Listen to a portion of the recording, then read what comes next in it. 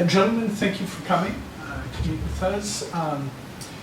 Let's see, welcome to candidates Ed Owens and John Grazer. Yes. And Shane Gardner and Chuck Atkins. Correct. Okay, thank you for coming. I hope you met everybody. Here, I'd like to introduce Tyler Graff, reporter, will be sitting in with us. I believe you met him. For the purposes of this meeting, he will not be asking questions, but he might try to corner it afterwards. So in addition. Also, we are videotaping this for use on our website, so be forewarned. He's a familiar face too. Yeah. So, let's see, again, thank you for coming. I think we'll jump right in and start with some candidate statements. Tell us why you were running, why you were the best candidate for the job. We want to keep these short. We'll try to limit them for 2 minutes, and we'll start down here with that. Okay. My name is Ed Owens, and I'm running for sheriff. My background, my entire career has prepared me for this position. In various positions that I've worked in different agencies, the types of specialty positions I've been able to be involved with, experience, and training throughout the years in almost every facet of both the career field and in particular leadership.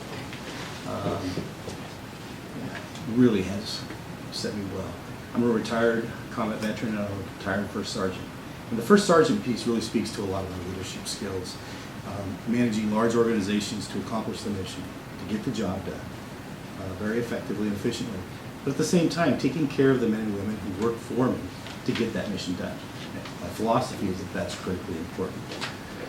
I have a bachelor's degree in criminal justice and a few other things that go along with that.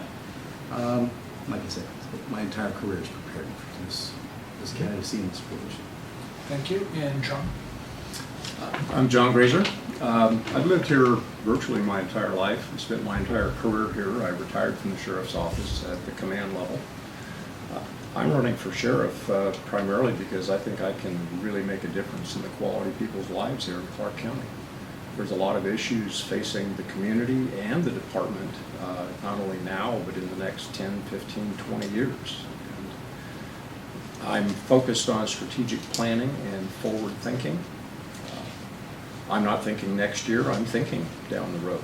And I think our next sheriff has to be looking that way and to lay the foundation for whomever is going to be the sheriff 20 years from now. If we don't get in front of some of the issues and the problems that are facing this community, it's going to be very expensive and ineffective when we simply react to them as they occur.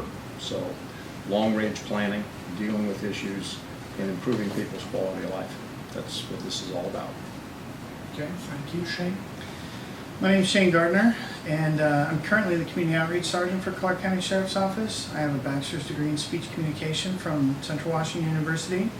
I was stationed with the 101st Airborne Division Air Assault as a Spanish linguist for 4 years, enlisted, and I came back and joined the Washington Army National Guard and went through Officer Candidate School and became a commissioned officer. When I got hired in 1998, it seemed that my skill set matched up good with being in law enforcement, and I just found that this career has been amazing. I can't believe I get paid to do what I do, and it's very, very extremely rewarding. Since I became the Community Outreach Sergeant about 3 years ago, I began to even realize even more the why we do what we do. Because we get focused in law enforcement on the people that we're putting in the backseat of our car every day, and then we start thinking that that's the reason we're coming to work. But the reality, through Rotary, through Leadership Clark County, through neighborhood associations, and getting involved to reactivate my own neighborhood association in the city of Vancouver, I realized that these amazing citizens, these community members, my neighbors, and I want to be a part of this community.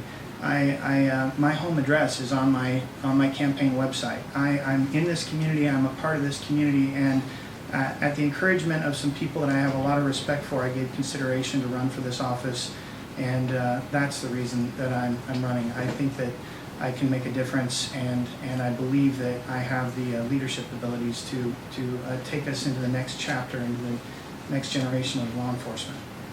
Okay, thank you. And Chuck? Hi, I'm Chuck Atkins. I too am a longtime resident of Clark County, lived here 45 years, been married for 41 years to my lovely wife. Have 2 grown children and 7 grandchildren. Participate and very active in community service through my church and through nonprofits, teaching at-risk kids and mentoring to kids currently sit on the board of a national at-risk program that is in Clark County, mentoring 500 kids a year through school, and with about 80 volunteer mentors.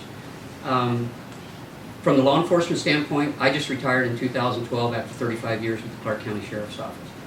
I worked my way up through the ranks and I've had the privilege of working with every one of these guys, and have obtained the rank of Assistant Chief Criminal Deputy, which was running the entire enforcement division at the peak of my career.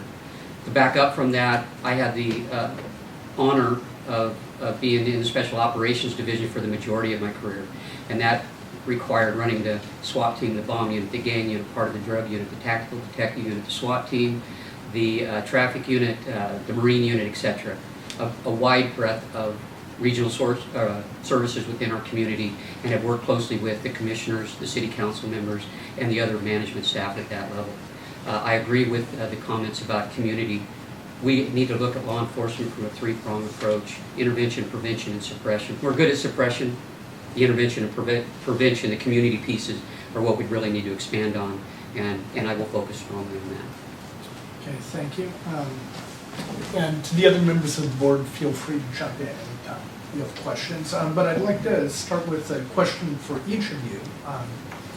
The county is committed to adding 8 new deputies. How many more are needed in addition to that, and how would you recommend coming up with sustained funding? So we can continue that. We'll start with Chuck. A great question. And for those of you that know that we're a 24-hour operation, 8 bodies equates to about 2 positions. So it's a beginning. It's awesome that we have that, but we really need to get back to where we were before the economic crash. And we were at about 156 or 157 deputies at that time, and we went backwards 21. And so this is a start, but even at the 156, we were just starting to see and have the opportunity to implement programs that really reached out to the community, rather than just try to keep our head above water. The tough question there is how do we get the money and sustain that long term for those increases? We need to work closely with the commissioners and focus on truly what is the responsibility of local government and of the Clark County Sheriff's Office, and that's to provide public safety. And how do we do that? How much money is coming? Where were we at in '06 when the commissioners decided the baseline was good enough that we needed to start adding 8 deputies a year from that point on? And then the crash in '08 cut us back. We need to find out what that baseline is, identify truly the resources, not just within the Sheriff's Office, but within Clark County in general. And how do we get back to getting a bigger piece of that pie to the Sheriff's Office to provide the public safety that is warranted for all members of this community? And that is really going to be accomplished through working closely with our partnerships in the community, our neighborhood associations, the NAC groups. The community, the people have always been the one that have driven the increase in the changes within our office.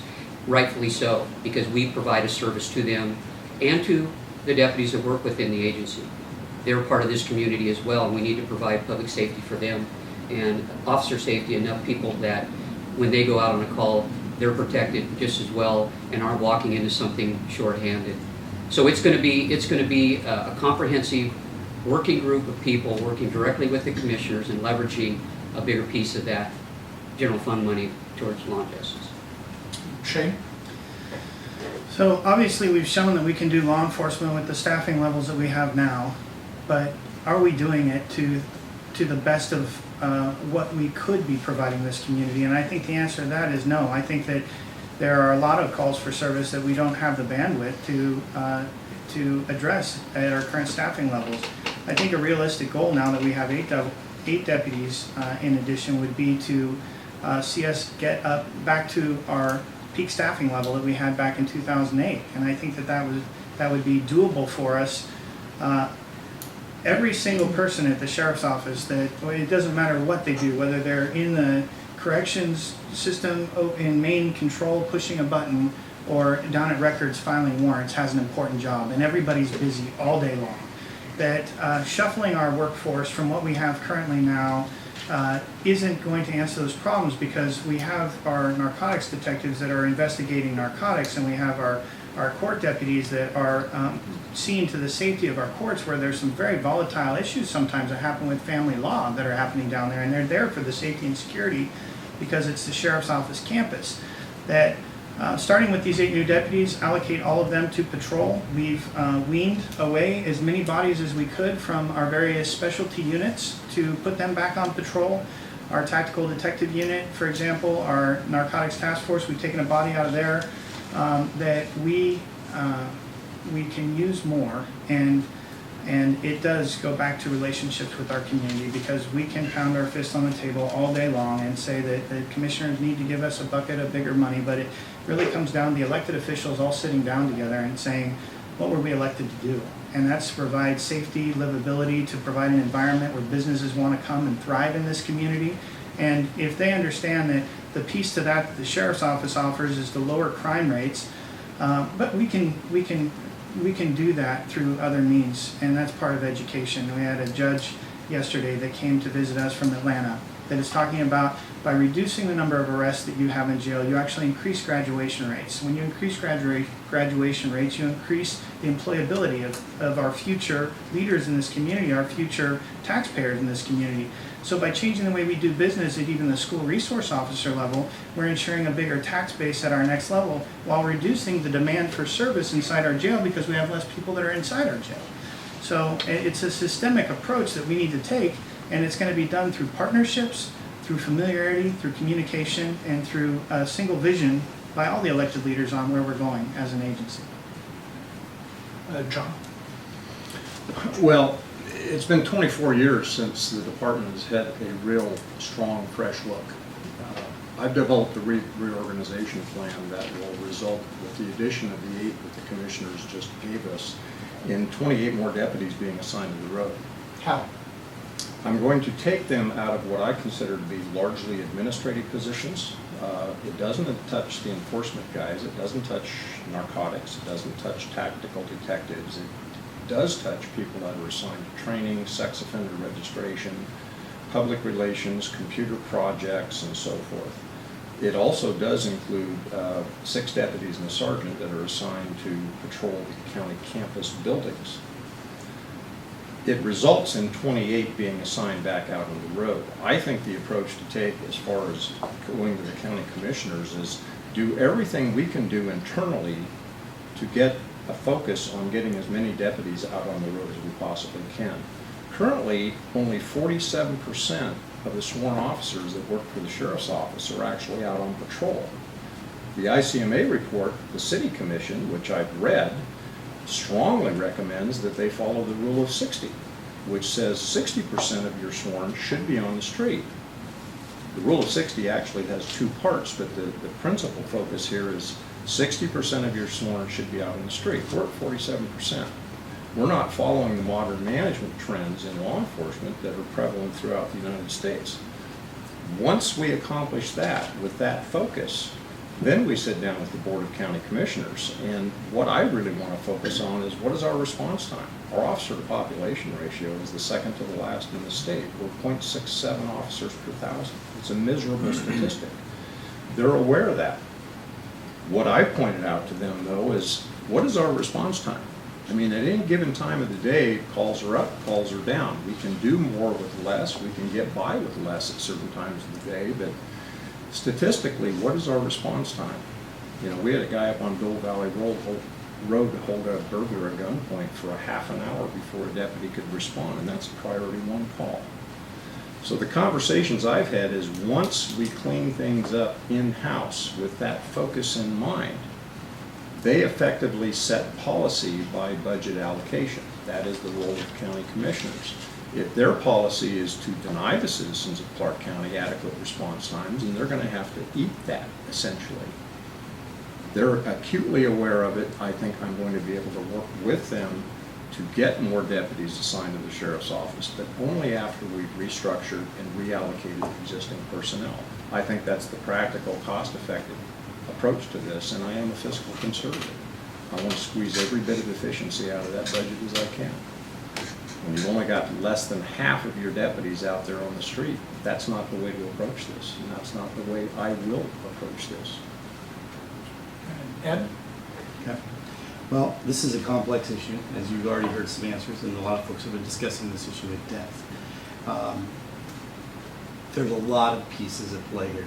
We do have to work with the commissioners. There's no doubt about that. We do need to restore our funding back to 2008 to the 156 positions. And that's going to require working with the commissioners, working with the business community, working with the citizens, so that we all agree on what it is we want within this county. Back in 2008, I believe that was the year that we approved the 0.2% sales tax by the citizens of this county, who said we want to fund more deputies. Then we had the economic recession, which of course affected revenue streams for the general fund and affected our positions. That 0.2% funds more than just the deputies, which we're focusing on at the moment. There's a support piece and a custody piece that go along with those positions. As we increased the size of it, as we reduced our size of our department down, we had reductions across the board in all 3 branches, which has had an effect on how we perform.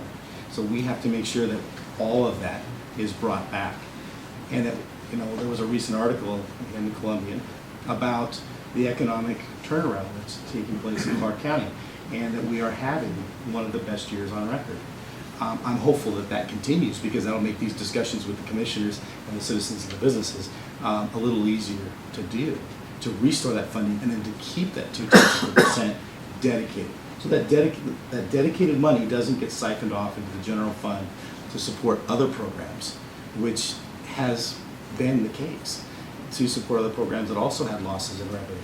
So we need to make sure that that is permanently allocated to us, and that we restructure in such a way that we make sure all 3 of our branches are taken care of, and that we're meeting the best needs of the citizens, first and foremost. We do have a lot of positions at the sheriff's office. There may be room for us to look at removing a couple of those positions. I don't feel that we can take 20 bodies out of our existing structure and put them back on the road. I just don't see it. Some of those positions, I believe one of the sex offender unit positions is funded in part by a grant, so we have grant obligations. The courthouse security positions, those deputies, they fulfill vital roles that meets our statutory obligations on the civil side of the house. So if we put them back on the road, we're going to push back all of those services that they're providing that the road deputies now are not having to do. We're going to push that back out to them. And that is just a shifting of problems and shifting of call volume that we right now aren't dealing with. And I don't think that's a solution. In addition to, we have other obligations we need to deal with. It is going to take a serious discussion. It is going to take making sure that the funding the voters have said belongs to law and justice, that it's held there. And we make sure that we keep those revenues coming in and continue to hire. We also have another problem in regards to, if we had those 8 bodies today, we can't get them into the academy until after the first of the year. Which means then they have to go through the academy, then they have to go through field training before they're deployable assets for this community. So we are looking, that's a long-term discussion. And we have to sit there and look at what are some short terms. One thing that's been proposed, and it's going to require we work with the guilds, is we have a pretty good idea of peak times, peak volume for call loads. The way we currently have our shift changeover taking place, if we worked with the guilds and negotiated with them to adjust the time when they do their overlaps for shifts, we could be more in line with some of our call volumes, which would improve the numbers on the road, decrease some of our response times, improve officer safety and responsiveness to the citizens. But that's going to have to be a dialogue, because it's more than an hour outside of their existing shift changes. So that's a bargaining issue. So that's also something that's part of this. It's another piece of the puzzle, and the next sheriff's going to have these discussions. Let me ask a question about what, generally speaking, people would think that sheriff's departments should do. Traditionally, sheriff departments really deal with rural, non-city areas. That's sort of an understood function for sheriff departments. But some people would argue here that our sheriff's department is taking on what traditionally would be a city police department's role. If you look at an area, for example, like Salmon Creek, it's essentially a densely populated suburb. That some people would argue it would be more inclined to have a city police department overseeing. I'd like, I'll start with you, Ed. What's your view on annexation to bring our sheriff's department more into the traditional role that it should be enacting? What's your view on annexation of some of these departments to more cleanly define what our sheriff's department should be doing? Ed? Well, I know almost every city in Clark County has annexation plans, growth boundaries, and that's a complex model that is discussed between the city and the county and with the state. And the sheriff's office role in that discussion is more along the lines of what's going to happen if it does get annexed, and do we lose deputies to the city, as an example. And that's happened to the sheriff's office before. I'm against losing those positions. Should the annexation take place of, say, Salmon Creek, which I know is in Vancouver's growth boundary, and they have future plans to do that, I would strongly fight to keep every deputy I have, and then readjust those resources to the rest of the county. So, but does that mean that you would be opposed to the annexation of Salmon Creek? Whether I personally oppose, I mean, Well, I mean, first of all, I think it's naive to assume that you're going to keep sheriff deputies if it gets annexed, but that's okay, that's your opinion. Assuming that logic holds and you would lose deputies if it got annexed, would you be opposed to annexation? I would, yeah, losing the deputy, I would Yeah, oppose the okay. annexation for that reason. Okay. John? Well, of course, annexation, particularly in the Hazeldale Salmon Creek area, is strictly a decision on the part of the people that live up there. The city can't just arbitrarily annex like they did going out east, because Hazeldale and Salmon Creek own their own water and sewer lines, and they're fiercely defensive of Fire District 6. There was discussion back in the 90s about new city and incorporation and all that, and personally, I don't think it's ever going to happen. I know the city wants to go out to the fairgrounds. But understand that this question doesn't have to do with that. It doesn't have to do with you personally believing it's never going to happen. This question has to do with, let's say it does happen. Would you be opposed to it happening based on the idea that you might lose deputies because they would end up potentially with their own city police department? If it provides better service for the people, no, I would not be in opposition to that. I'm not hung up on turf. It's like, Okay. let's just get the job done. When a citizen calls 911, they could care less if the uniform is green or blue. Right. So Easily if, take that, yeah. if we can provide greater services to our community through that process, then why would I be in opposition to it? Because you would lose some deputies, but you're okay with that if they are covered with a city police department? If the citizens of Clark County are better served by Right. that, then I would not oppose that. Okay. Shane? So the same, that our mission is to serve this community and to work in partnership with the community, and this isn't a land grab or an employee grab by the sheriff's office, and it's not about turf. I went to Charlotte Mecklenburg before, and their sheriff's office does only the jail and records. They don't do any patrolling whatsoever. It's a metro police agency. So when I got introduced by a detective down there, she had to say he's actually a cop. He does police work, even though I was a deputy. And maybe someday we'll grow into that, but we'll grow into that as a community together. And if we have good relationships or great relationships with our cities, as we serve around them, some of them are islands within our agency and some that we're just on the border. But if we have great relationships, like when the city annexed out east, the city agreed to take some of our deputies on board. But it's only through great personal relationships of knowing, and the deputies being known by them, because we work in unison together, and ultimately if the tax structure works better and the services work better and that's what everybody decides, then I would be all for it too. Yeah, including a loss of deputies if that makes sense. With the hope that those deputies would then get picked up by the agency that's going Right. to take Of over. course. Absolutely. Of course.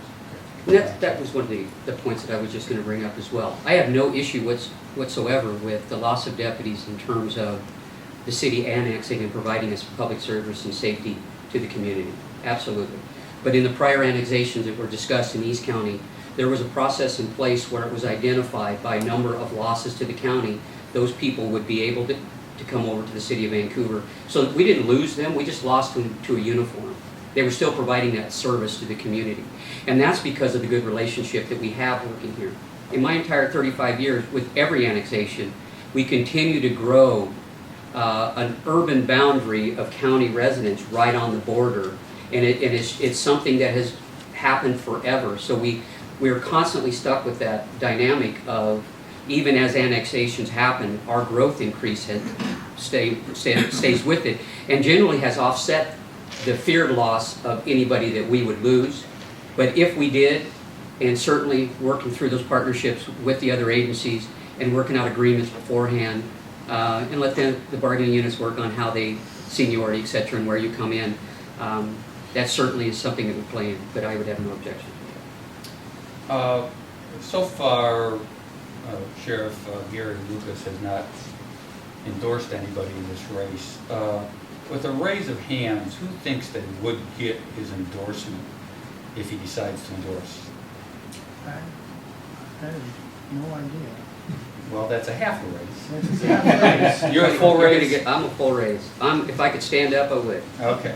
But I'll tell you why I'm a half raise. I'm a half raise because I haven't asked any law enforcement for their endorsement. I'm the only candidate that's currently working at the sheriff's office, and I intentionally, even when we spoke with the guilds, I encouraged the guilds not to endorse because I think it can make an adversarial position.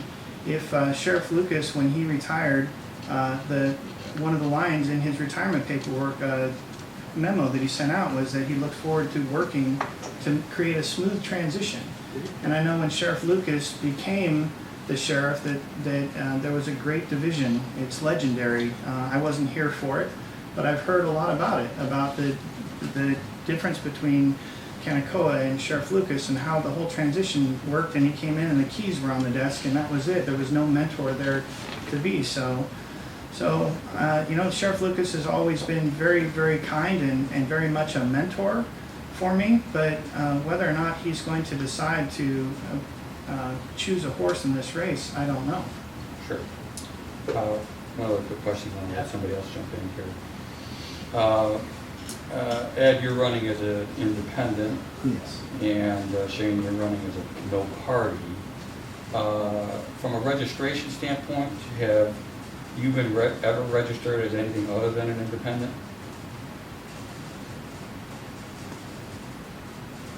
I'm trying to remember back to high school. You mean you've been an independent at least since high school? Well, I'm trying to remember if I've ever been part of a party. At any point. No, I mean, in the old days, you align yourself more as a Republican or as a Democrat. I don't choose to align myself with either party. Well, but you mean to tell me you think you're exactly 50%? In other words, you don't lean 51 one way or 49 another, you're exactly right down the middle? I would say that's a fair assessment. I agree. Okay. If you're talking, pick a topic, and we can discuss some very No, conservative but I mean, I don't views on some topics that are definitely going to align me with the conservative side of the spectrum. I have some very views which would be either more progressive or liberal, depending on what terminology you want to throw out Who did you there. vote for president last time? Not our current one. Okay. That's good. That helps me. Shane, what about you? You align yourself more as a Democrat or as a Republican? So, I'm in metamorphosis, if you will. Traditionally, through my military experience, I've always felt like I was more of a conservative. But in 2005, when I joined the Substance Abuse Advisory Board, and I started working with people that were in recovery, people that needed services, as my own mother became ill and depended more on the state for services because she hadn't planned adequately for her retirement, I felt my views shifting. So ultimately, when it came down to this decision, in the past, yes, I've considered myself conservative. I also didn't vote for President Obama. That being said, I couldn't be more comfortable being where I'm at right now as a nonpartisan candidate because it's not about parties anymore in this community, and that's my decision. When we were sitting at the kitchen table before I threw my hat in the ring talking about whether I was going to run as an R or a D, I was told by both an R and a D that I couldn't win unless I chose a party. And I said, I guess I'm not running to win then, because this is the right thing to do.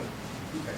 And just for the record, you guys didn't vote for Obama either, right? No, actually, I did. Oh, you did? I bought into the hope and change. How do you think? I How's that did. going for you? I'm disappointed. Okay, so we have 3 non-Obamas and 1 Obama. I'm not an Obama guy. Well, you voted for Well, it. in lieu I of voted that, I once, mean, yeah, I voted for him once initially, but, Okay. What I can tell you is, I am a conservative, I am a Republican. That's the way I've been my entire life. I'm not ashamed of it. But I am also a realist as to individual issues. I'm not one that's afraid to cross a party line if the issue is the right one. And so having said that, I just want to make that, really Yeah. clear, that that's where I come from. I'm largely Republican because of fiscal conservatism. Exactly. Yeah, but you know you're gonna catch some heat when they find out you voted for Obama. Oh, I know, I already catch heat. Well, I But get a lot of Democratic. to finish that texts, too. conversation, what I was going to say is when we actually implement the job as the sheriff, it's a nonpartisan position. Yeah, We but represent everybody People have argued equally. that for some time, that Exactly. frankly, it should be a nonpartisan. Really, yeah. Actually, and Chuck, to play off that kind of along those lines, you wrote one of your platforms would be partnering with the private sector as sheriff. What do you mean by that, and what would that accomplish? In law enforcement, when you look at, regardless of who the manager is, and anybody that I can talk to within any police agency, most police work within this 85% block that you're directed by WAC codes, RCWs. There's things that the sheriff's responsible for doing, and you work within that. The other 15% is those partnerships outside of the public safety community, the local government. The people that I've gone out into the community and talked with, the different organizations, whether it be Northwest Grocers, whether it be the bail bonds associations, the real estate industry, the building industry, every one of those entities that bring in tax dollars to our community that help us to provide for public safety, all have issues with how local government runs, maybe even how pieces within the sheriff's office hinder them from accomplishing their goal in a timely fashion.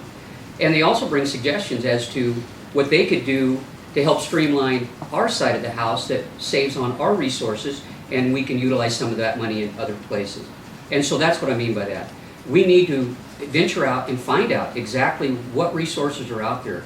As a regional services manager for the sheriff's office up through 2012, it's amazing what resources are out there that don't come out of our pocket, that I'm not holding right now, but are available to me. And what I have then to give back as well, vice versa. And a lot of that's been with the government groups, but we need to see out there in the real world what else is out there, such as ORCA, Organized Retail Crime Alliance, which is a grocery firm that really was losing a ton of money through organized shoplifting. They organize and they have the money that we don't, and the resources that the sheriff's office doesn't have. They went out and did their own investigations, high-level investigations, surveillance with some of the most modern equipment, identifying these sources. And then when they realized they're at a point where they need law enforcement help, they went around, and this is a throughout the United States organization. This just happened to be the Northwest group. They've had problems getting into police agencies who have a resistance to bringing in private sector people. We looked at that here locally at the Sheriff's Office through the Tactical Detective Unit, which I put together when we eliminated our gang task force back in the day, and it's been running strong ever since. That group looked at it, did their due diligence, and said, hey, this is an awesome case, this is prepared properly. They were able to write affidavit search warrants off of that through the prosecutor's office, and then go out and do the enforcement side and take these people off the street. That helps the private sector businesses, and it helps us, helps everybody when we put the crooks where they need to be. And that's just one example. And there are others out there that are just waiting for that opportunity to partner with us to do it, if we would just ask. Quick this would be a one-word answer. Okay. And I'll start with that. If you weren't in the race, who do you vote for between these three? I was gonna ask. You're too slow. I know. And when you lose, I would say. So who do you vote for? Shane. Chuck? Chuck. John? Okay. Now, get in one of your boring questions. I I have a follow-up.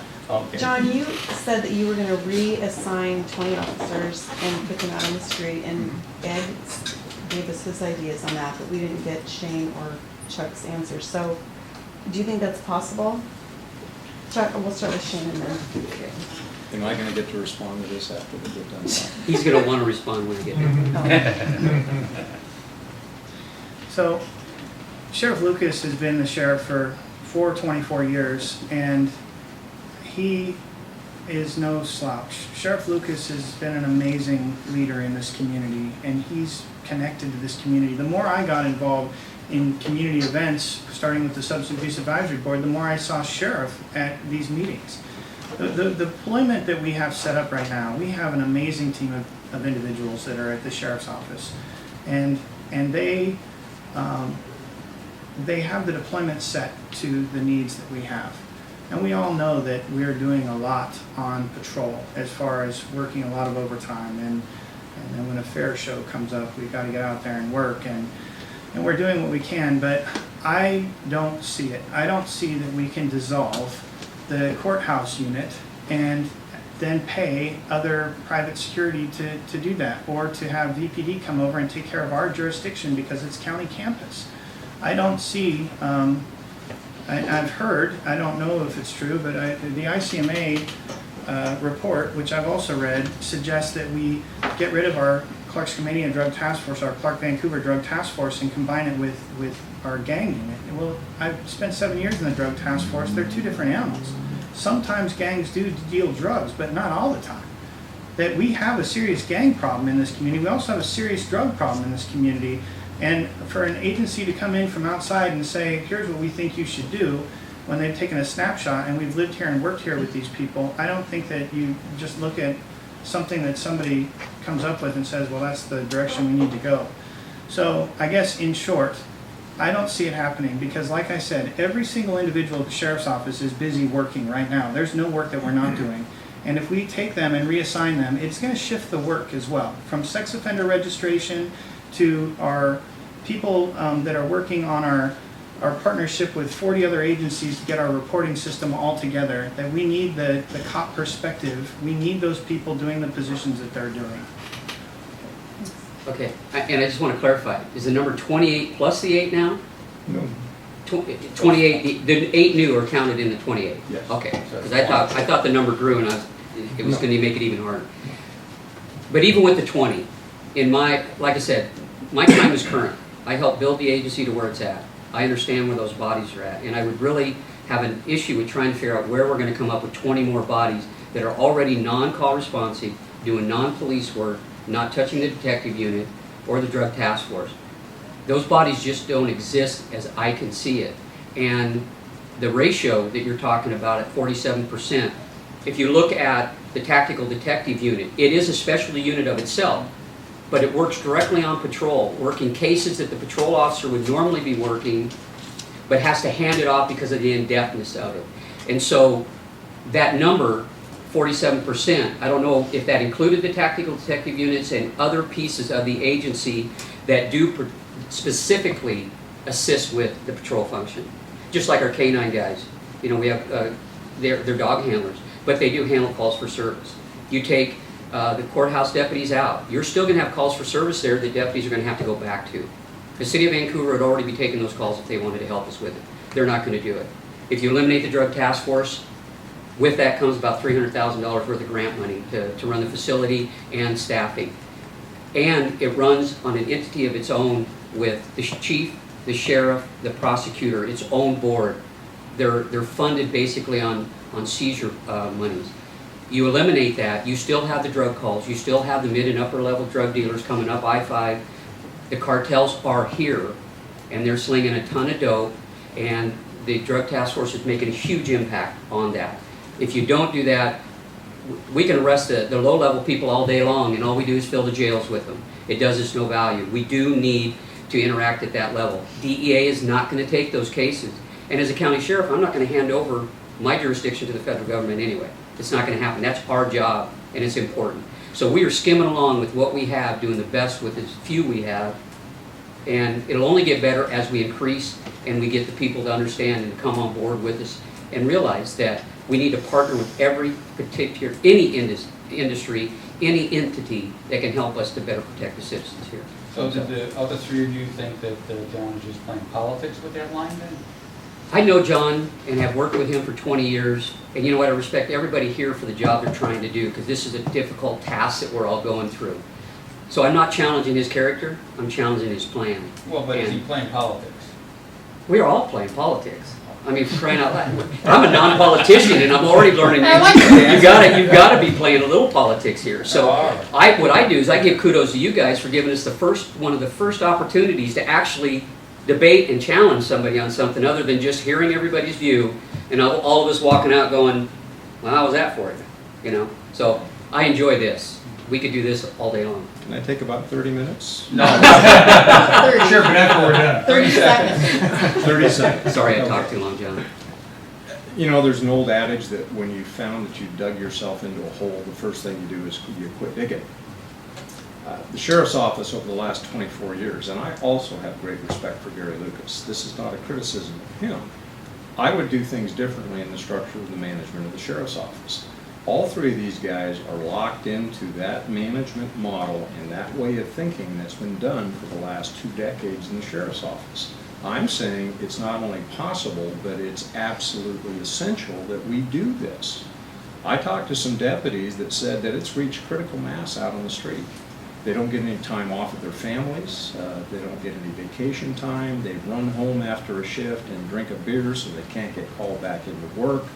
We're $300,000 plus overspent in the overtime budget for the biennium right now. The only way to reduce that problem, to get more deputies on the road, is to do it internally. The approach in the past has been to go and beg, demand, cajole the commissioners for more money, more money, more money. How's that been working out? It hasn't. The only way we're going to address the shortage of deputies on the road is to reorganize internally and get as many deputies out on the road as is possible. I'm going to do a workflow analysis, and I'm going to look at the reassignments of people. My reorganization plan is simply under development. I've identified a total of 28 positions. Is it going to end up being 28? I don't know. I don't know, but my focus is going to be on operations, not the management structure. But how could that not be a criticism of Gary Lucas? You're saying that this guy has been sitting there doing his thing and not figuring this thing out. How could that not be a- Gary has done what police administrators have done since the beginning of time. The greatest pool of manpower you have available to you typically is your patrol division. So when you want to create a specialty unit, you draw those people out of patrol. In city police departments, they usually change police chiefs every 3 to 5 years. There's an autocorrect that occurs every 3 to 5 years where a new chief coming in dissolves special units, special assignments, dumps everybody out on the road, and then starts building over again. So he's been there way too long. 24 years. This is just a natural evolution of what happens over a But he's been there way 24-year too long. period. He's been there as long as the people have wanted him there. But that's way too long as far as you're concerned. Well, if you're looking singularly at the reassignment or the assignment of personnel, then there's been no autocorrect. So yes, he's been there too long. Okay. But like I said, these guys can't think outside of the present management model that's in place. And I'm thinking way outside of that management model and saying, this is the only way we're going to significantly contribute to getting more deputies on the road, solving a number of problems. There is no other way to do it because we're simply not going to get that level of funding added on to the budget from the commissioners. How are you going to do that additional workflow planning or analysis?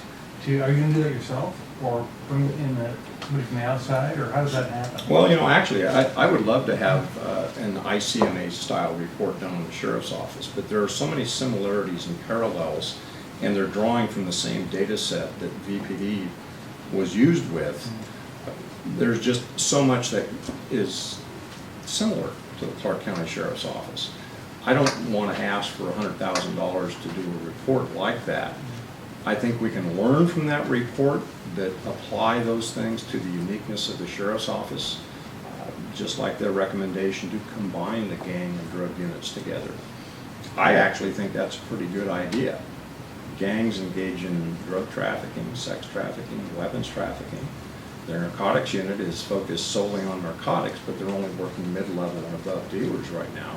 I want to refocus them to working on community issues. There's a flood of heroin in our schools. There's needles on the streets. People won't take their dogs to dog parks because of the needles. There's drug houses in the neighborhoods that aren't being adequately dealt with. And I see it as a quality of life issue. I want to refocus the work that our local police officers are doing to solving local problems. I do understand the nature of drug enforcement in the United States, but I don't think our focus should be on international cartels and interstate traffickers. We used to hand those off. I was the commander of the narcotics task force and worked dope for almost 8 years out of my career. I'm very familiar with how these things work. We used to do a handoff to DEA. Because of the cutbacks at the federal level with DEA, they've now solicited and bought the cooperation of local task forces to do a lot of their work for them. As a result of that, there's no street level enforcement going on in Clark County. That has to change, and I will change it. Real quick question. You've been retired, you're retired now? Yes, Okay, how many years have you been retired? about 16 years. Shane, you had something you wanted to say? Yeah, sorry, Shane. Well, just a couple things. There was a comment about police chiefs changing every 4 to 5 years, that's the standard. Studies show it takes 5 years to change the culture of an agency. So just when you get the culture changed and you get a new boss in that takes an agency a new direction, I think that we have a great culture. One of the things Sheriff Lucas did when he came in is passed on the power to make a decision down to the deputy level, that we have the ability to make decisions for ourselves. That's part of our culture now. That's the culture I was raised in. But that wasn't what preceded me. That if we go to a situation where we think that it's a great idea to get a new leader every 4 to 5 years to bring in fresh perspective, you lose that culture, you lose that vision. And I think it's a leader's job to inspire a shared vision and to get buy-in. And the reason that you don't hear me at any of these saying, I have a plan to do this and I have a plan to do that, is because it's not my way or the highway. I look forward to getting in with an administration and sitting down with them and with the guild leaders and saying, which way do we want to go? And then you facilitate change, you don't mandate change, and you get buy-in from the people at the ground level. So that as an agency, everybody is rowing together and everybody has ownership in the change of that agency. The second thing about more street level enforcement, my exposure with the recovery community shows that the majority of people that are at street level dealers are addicts themselves. We already have a problem with addicts in our jail. I don't think our focus should be on arresting street level dealers. I think our focus should be on enforcement at the upper to mid-level dealers level. And the problem with that with DEA currently, because it was just a couple of years ago that I was in the drug task force, is that our federal headquarters is up in Tacoma. If we get the DEA to help us out, even though they have a courthouse right across the river 10 minutes away and agents right there, those agents don't want to come here because when they go to court, they have to go to Tacoma. And the Tacoma agents don't want to come down because we're talking about drug addicts that don't keep appointments. So we have an issue. We need a court. We need that down here. We need a federal court presence here in Vancouver so that we can adequately do that. But if we focus on the street level dealers, we're going to fill our jail with more addicts. And those are people that need help. Those aren't people that need incarceration. So by depriving, and I would say it's not a 3-legged stool, I would say it's a 4-legged stool, and I learned this when I joined the Substance Abuse Advisory Board as well. We have enforcement, we have treatment, we have prevention, and then the one that's always overlooked is restoration. And we have an amazing recovery community here in Clark County. More Oxford houses per capita in this community than anywhere else, and every single one of them is a force multiplier for the job I do, and that's why I say we want to enforce the law with the community, not on the community, because even the private sector has a stake in the livability issues that we have here, and they want to. I had a gal from my Rotary Club donate $5,000 to our Explorer post. That's private sector coming in and making a difference and speaking into the lives of young people that are the future of our community, to help send them to the academy, to send them to camps, to buy equipment for them. That's the partnership, that's the ownership, that's the vision, that's inspiring, facilitating, and building. Kind of along those lines, Ed, you've said reform is needed so that the sheriff's office can transform how it serves the citizens of Clark County. What kind of reform? I don't feel that we do a good enough job on how we partner with the community, bottom line. As we've entered the 21st century, you see a lot of agencies across the country. They are more dialed in technologically. That's how the generations coming up communicate, that's how they like to communicate. I don't think we do that enough. You see a lot of agencies across the country bringing citizens more into the agency at all levels, whether it's who are we going to hire and how are we going to hire them. What type of programs do we offer, and then how involved are the citizens within those programs? It's helping to establish that shared vision. We have to do a better job partnering with the community, or we don't have that relationship back. Whether that's we want to partner with the businesses and we want to access the resources that are available through them. And that is, some of that's information, some of that's fiscal, some of that are networks for communication.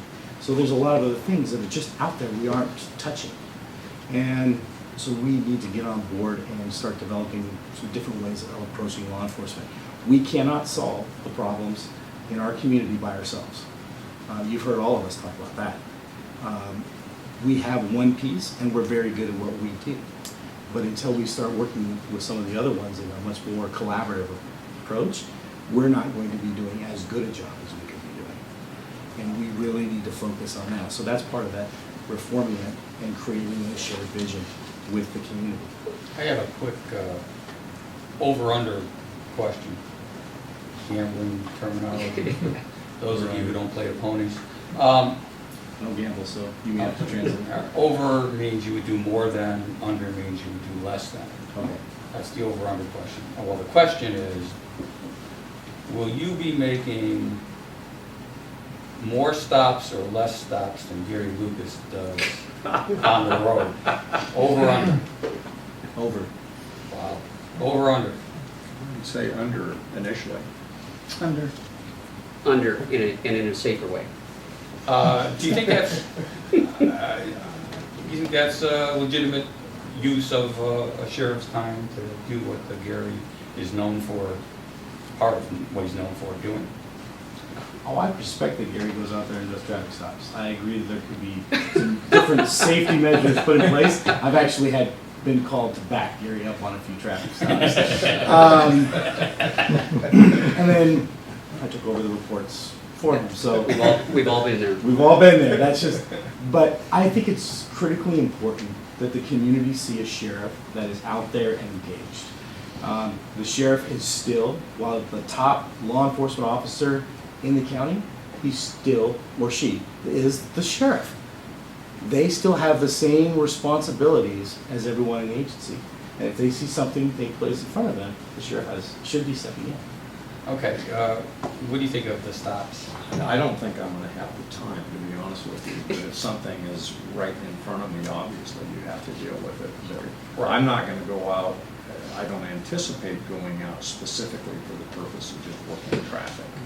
Well, but I just think I'm suspect too busy. Sheriff Lucas does it sort of like on his way home, on his way Exactly. into the office. Yes. So he's not specifically going out Yeah. to do it, but because it's everywhere, and sheriff he is- lives 3 doors away from me, so. The sheriff is- Has he stopped you yet? No, sheriff he is did still- stop my daughter once. The sheriff is still a police officer. Yeah, So- right. But obviously, he does it more than anybody else in the state.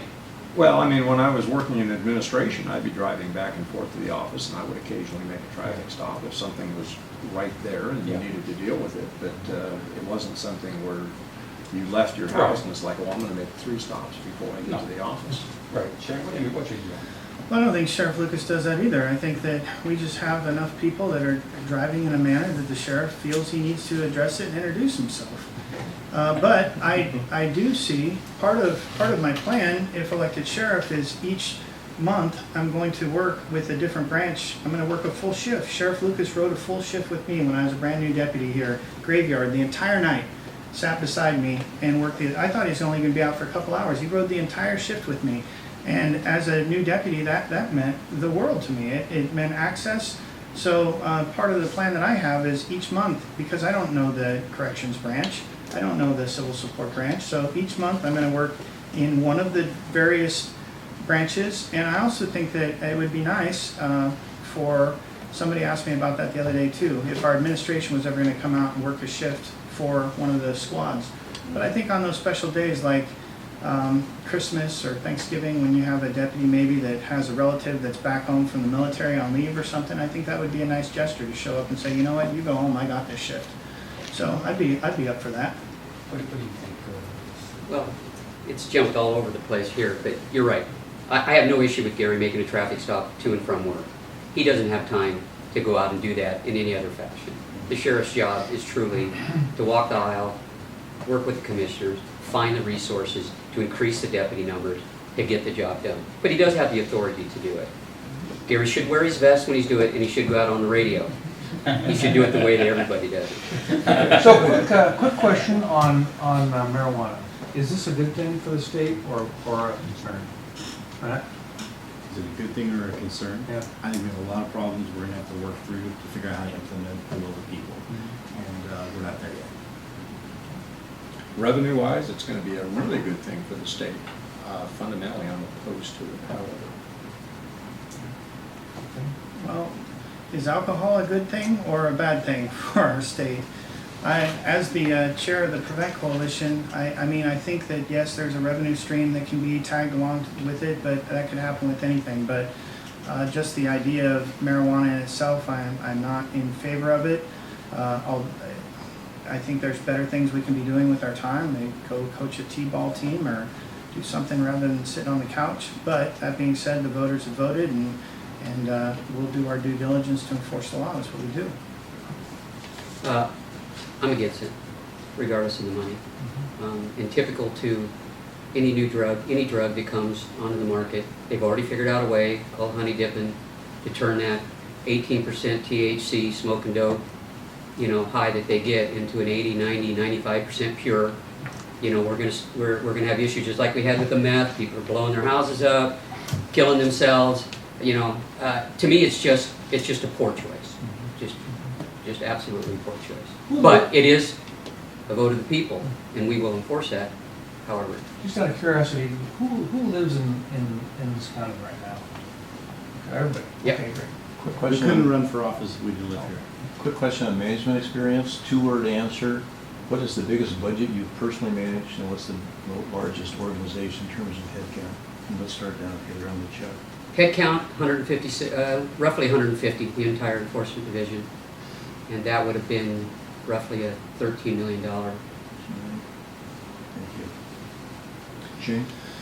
Oh, largest organization, thinking the military, I probably had 30, and 500 million. yeah, you would think, but we don't get to plan our budget like that. We're just on the shoestring for it. So I don't know what responsible for millions of dollars. I didn't get to allocate where that money went. Okay, thank you. John? When I was West Precinct Commander, I had 55 people all told assigned to work out of West Precinct, and the budget varied considerably, but it was probably close to $20 million. Direct supervisory responsibility, right around 400. Overall supervisory responsibility, 2,500. Personnel. So, and different ones within that spectrum, depending on where I was at. And budgets in the millions. Not direct signature authority, but in millions, but not direct signature authority on those. As a member of the executive leadership, there was one or two, like the commander would have signature authority. And was allocated, some of those military units had very large, tens of millions of dollar budgets. But as part of that executive leadership with the commander, yes, we would come up with budgets, we would allocate resources, whether it was training or equipment or those other things. Thank you. Okay, gentlemen, really quick, we'll go around again and let us know if there's anything important, anything crucial that we didn't ask, anything else in your minds, and give us your final pitch, your final thoughts. So start with Shane. Well, I guess what I would start with is that the sheriff is elected by the people to represent the people to the agency. I don't believe that the agency elects the sheriff to represent it to the people. So I'm happy that we have 425,000 some odd people here in the county, and I hope that all 125,000 that are registered voters actually get out, or those are the ones that actually do vote. But as the person entrusted by the community, I think that familiarity, that being a part of the community, not apart from the community, I think that working in concert with nonprofit organizations, with civic leadership organizations, in addition to representing, yes, it is our job to go pound the streets and try to get more funding for the sheriff's office. It's also our job, I think, as the sheriff, to figure out a way to keep people out of our jails. Like, how do we work with agencies, the nonprofit agencies that are already here that for mentorship programs? How do we get our deputies to stop by schools during recess and play kickball with the kids, so that they build a familiar relationship with those kids, so that as the kids grow up that they're not afraid? That we have school resource officers in the schools, but those are only in the high schools. We have more elementary schools that feed into each one of those high schools. That I think that the sheriff leads from the front, and the undersheriff, the job description, it can be found on the county website, and it's all those things that you just talked about. And I think that's why the undersheriff gets paid $30,000 more than the sheriff does. That a lot of those administrative and management functions are the responsibility of the undersheriff directly.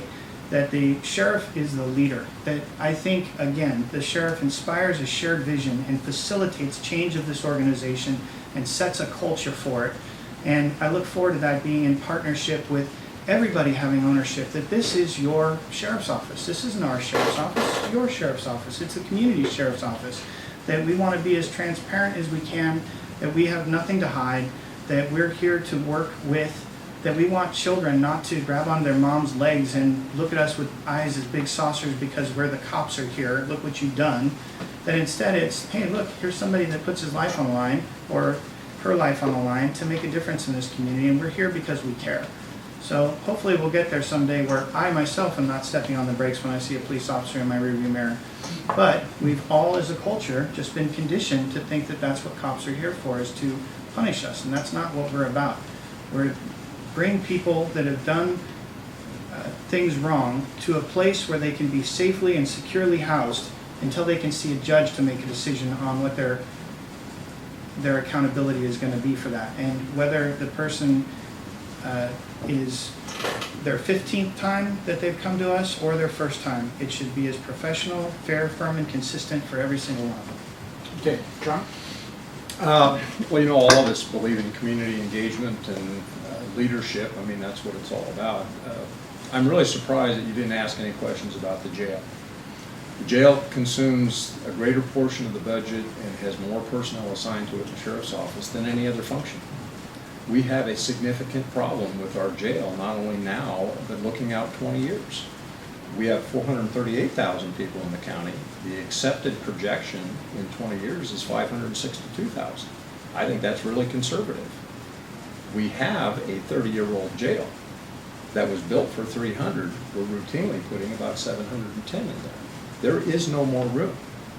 So with a population increase, which is anticipated, and a growing economy, we've got to get ahead of the problem of what are we going to do about our jail. There are cost-effective solutions to that. I'm going to take the Sheriff's Administration and Support Services out of the lower floor of the jail, and I'm going to expand into that. Keep it within the existing footprint.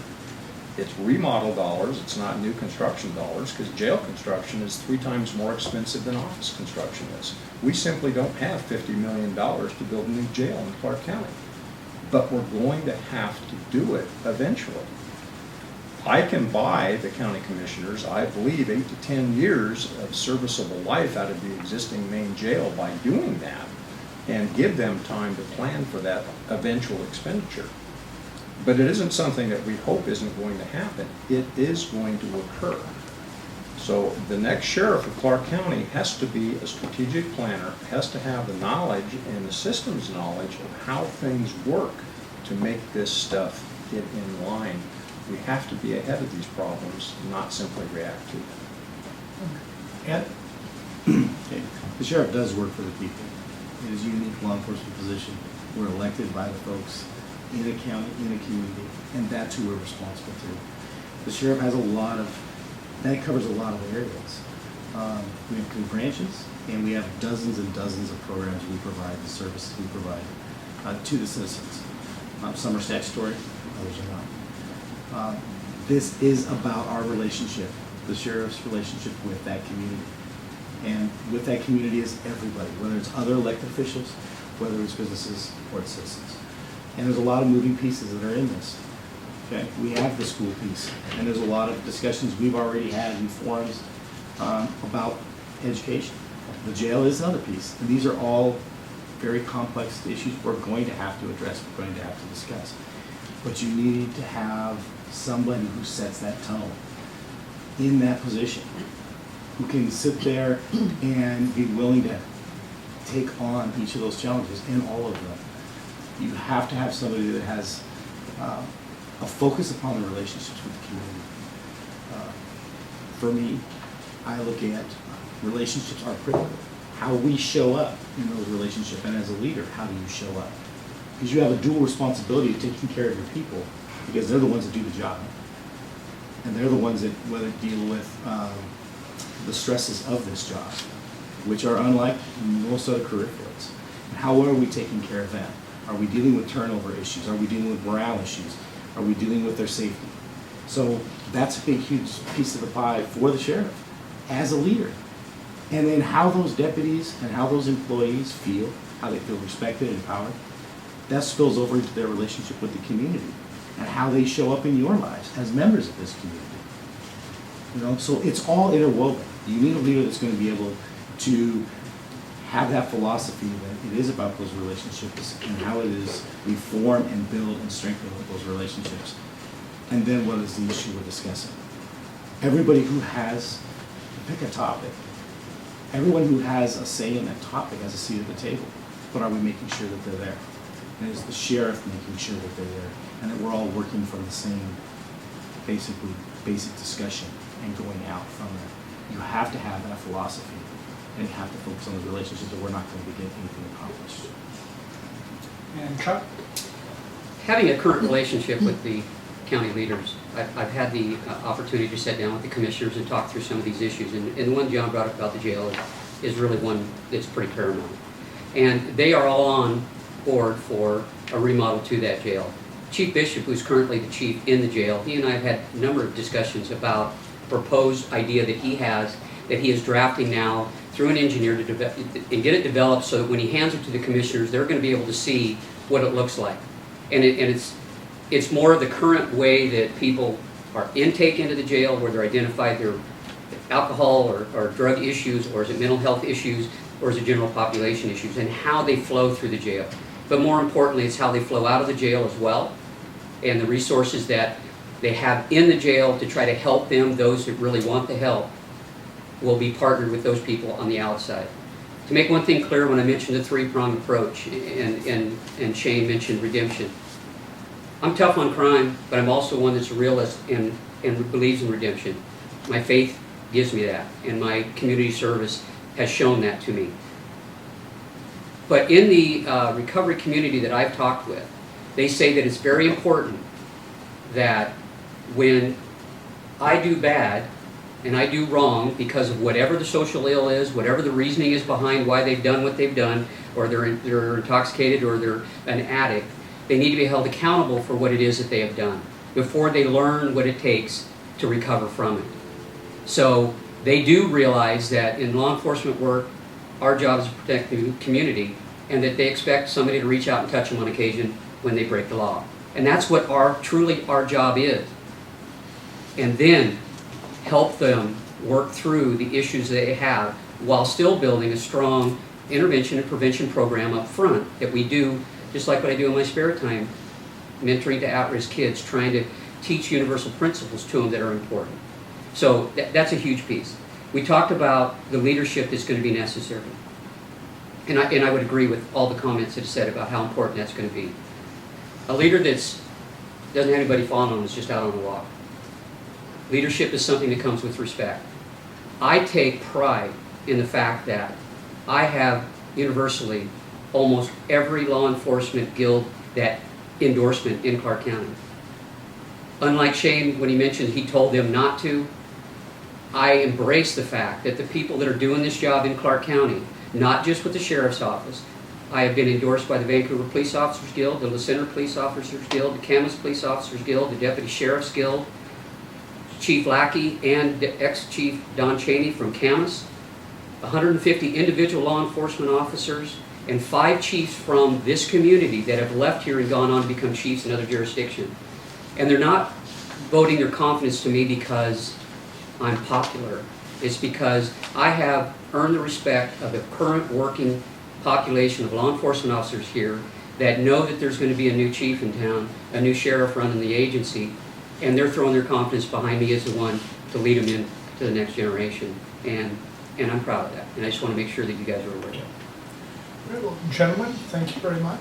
Good job, appreciate you coming in. Thank you. Thank you. You It was realize awesome. we just The forum was scratched great. the surface. Appreciate Oh, it. well, yeah. I like the fact that I got Barely this chair, scratched the the seat was surface. high. I didn't have to do that. John, thank you. Thank you. Thanks, John. Thank you. Great to meet you. Great to meet you. Thanks, Ed. Good to meet you. Thanks for coming in. Appreciate it. No, that's good. Thank you. Hey, thanks for